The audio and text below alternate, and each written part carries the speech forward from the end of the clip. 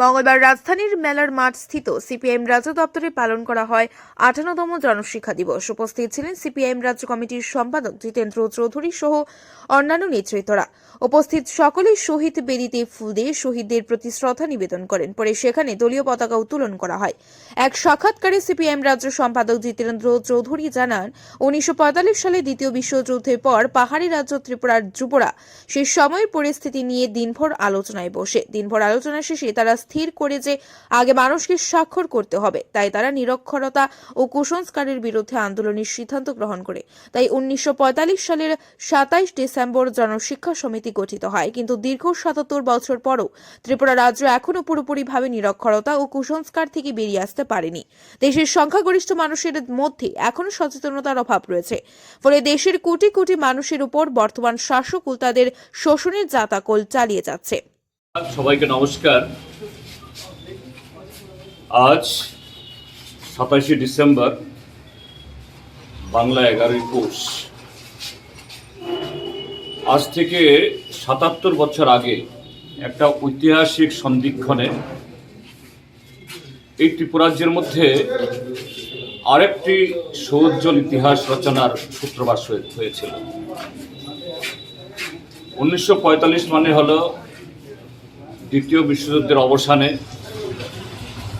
পৃথিবীর প্রায় সমস্ত ভূখণ্ডে যারা অবদমিত, পরাজিত বা উপনিবেশবাদের কবলে বিভিন্ন জাতি তাদের মুক্তির আকাঙ্ক্ষা ছড়িয়ে পড়েছিল। অন্যদিক থেকে আমাদের এই ভারতবর্ষেও ব্রিটিশ সাম্রাজ্যবাদের হাত থেকে মুক্তির জন্য একটা উন্মাদনা সারা দেশব্যাপী সমুদ্র হিমাচল, সেই চিটাগাংয়ের টেকনাফ থেকে আজকের পাকিস্তানের খাইবার পাস অব্দি। এই সময়েতে এই পাহাড়ি রাজ্য ত্রিপুরা দীর্ঘদিন এখানে সামন্ত শাসন তার অন্ধকারে ডুবেছিল। এখানকার যারা তৎকালীন যুবারা সারা পৃথিবীতে এবং আমাদের দেশে যখন মুক্তির এই আকাঙ্ক্ষা জোয়ার উঠছিল, তারা চুপ থাকতে পারে না।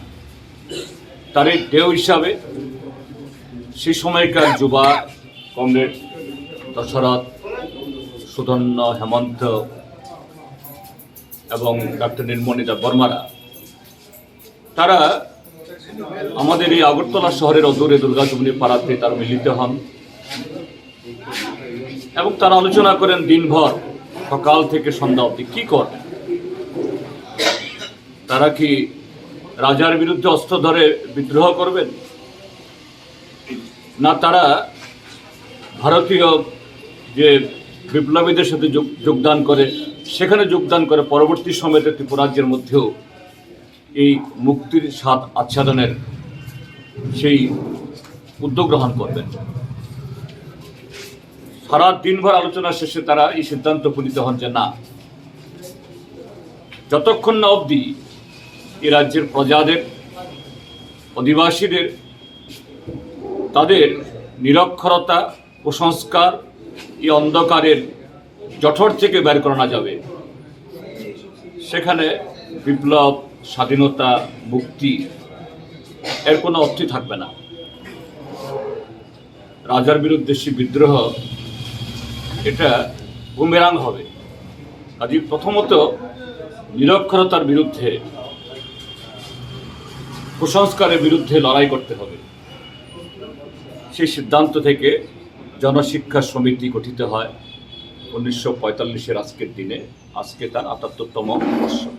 এই দিনের অনুষ্ঠানে সিপিআইএম রাজ্য সম্পাদক জিতেন্দ্র চৌধুরী জানান, ছাড়া উপস্থিত ছিলেন ভারতের গণতান্ত্রিক যুব ফেডারেশনের রাজ্য সভাপতি পলাশ ভৌমিক সহ অন্যান্যরা। এছাড়াও এই দিনের অনুষ্ঠানে সিপিআইএম কর্মী সমর্থকদের উপস্থিতি ছিল চোখে পড়ার মতো। Bureau report, Tripura news ৮।